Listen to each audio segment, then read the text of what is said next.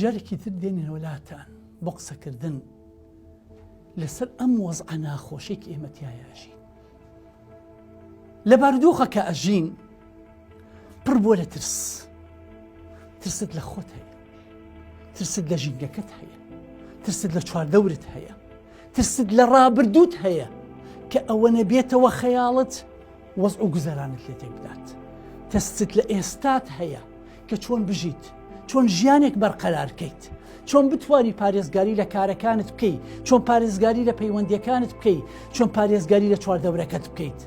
ترست لە داهاتووت هەیە چونکە هەستەکەیت ڕۆژ بە ڕۆژ بە تایبەتی وەزع و گوزەرانی ئابووری و کۆمەڵایەتی بەرەو خراپتر ئەڕوا.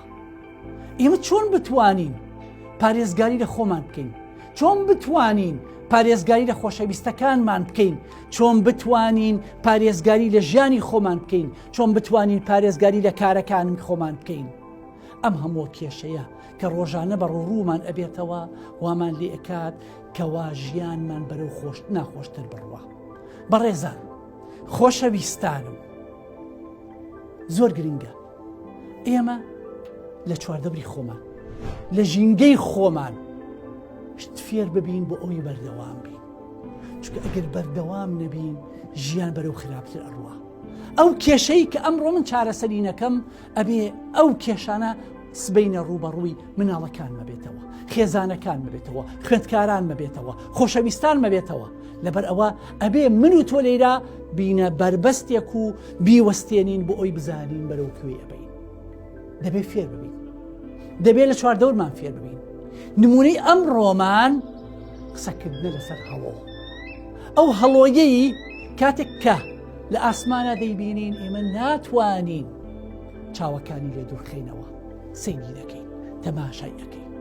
دەزانن خۆشەویستان هەڵۆ 70 ساڵ دەژی، بەڵام ئەم 70 ساڵە چۆن ئەتوانێ 70 ساڵ بژی، چۆن ئەتوانێ بەردەوامی بە 70 ساڵەکەی بدات. هەڵۆ کاتێک کە تەمەنی ئەگاتە 40 ساڵی ئەو کات دەنووکی ئەچەمێتەوە، چونکە گەشەی کردووە، ئەچەمێتەوە و ڕاوکردن پێی نێچیرگرتن پێی زۆر زەحمەت دەبێت. هەر لە تەمەنی 40 ساڵیدا نینۆکەکانی کە نێچیری پێ ئەگرێت درێژ بووە و لول بووە، توانای نێچیرگرتنی نەماوە. ئەی باشە چیتر خاڵی سێهەم باڵەکانی تووکی زیاد دەرئەکا، قورس ئەبێ ئەو فڕینەی کە ئەو ئەیەوێت بدات لە شەقەی باڵ و لە ناو ئاسماندا بێ زۆر زەحمەت دەبێ. کاتە ڕوبەڕووی سێ کێشەیە بێتەوە. بۆ ئەوەی بتوانێ ئەم 40 ساڵی بگەێنێ 70 ساڵ پێویستی بەس 5 مانگ هەیە کە 150 ڕۆژ چی بکات؟ خۆی ڕفرێش کاتەوە، پلانێک بۆ خۆی دابنێ، خۆی ئامادە بکاتەوە بۆ ژیان. ئەی چی بکە باشە؟ ئەداتە شەقەی باڵ، ئەچێتە شاخێکی زۆر بەرزەوە تاشە بەردی گەورە گەورەی لێبێ. لەوەی هێرانەیە دروست ئەکات هێڵانەیەکی کاتی بۆ ماوەی 5 مانگ. چی ئەکات؟ یەکەم جار دەنووکی ئەدات لەو شاخ لەو بەردانە، لەو تاشە بەردانە لی ئەدا لی ئەدا لی ئەدا حتا هەرچی زیادە ئەشکێت. ئەو کات کەم کەم بەدەستەکانی نێچیر ئەگرێت بۆ ئەوەی بیخوات و ژیانی بەردەوام بێ، هەتا دەنووکی ساڕێژ ئەبێتەوە. کە دەنووکی ساڕێژ بوو قۆناغی دووهەم دەست پێەکە، ئەویش دێت دەنووک نینۆکەکانی دەدا لە تاشە بەردەکان بۆ دەیشکێنێ هەر هەمووی حتا خۆی بۆ خۆی تیژ ئەبێتەوە. قۆناغی دووهەم لەو فترەیە بە دەنووک شتەگرێ ئەگەر شتی کەمیشی خواردبێ.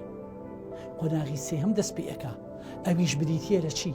باڵەکانی دەدا لەو تاشە بەردە گەورانە بۆ ئەوەی هەموو ئەو تووکە زیاوانەی کە پێوێتی لێبێتەوە. ئەوجا ئەتوانێ بفڕێ. لەو کاتی کە ئەفڕێ وەکو شاعیر ئەڵێ قسەی زۆر جوانی هەیە، ئەڵێ باڵندەیەکی بچکۆلە لە خوارەوە پێی ئەڵێ بە هەڵۆ اهبط الأرض فالهواء جذيب. و بۆ نایتە خوار بۆ لای ئێمە؟ خۆ لێرە هەواکە زۆر سەرنجڕاکێش، ئەویش ئەڵێت في جناحی ئەم دوو باڵەی من وعزمی هیمەتی من مەرعەن خەسیب ئەمە لە وەڕگەی منە ئەی بەبێمەوە خوارەوە. مرۆڤیش بەو هەموو ناڕەحاتیانە بەو هەموو ناخۆشیانە ئێمە کۆمەڵی خەڵک ئەبینین هەر هەمووی تی ئەپەڕێن و ئەگاتە لوتکە.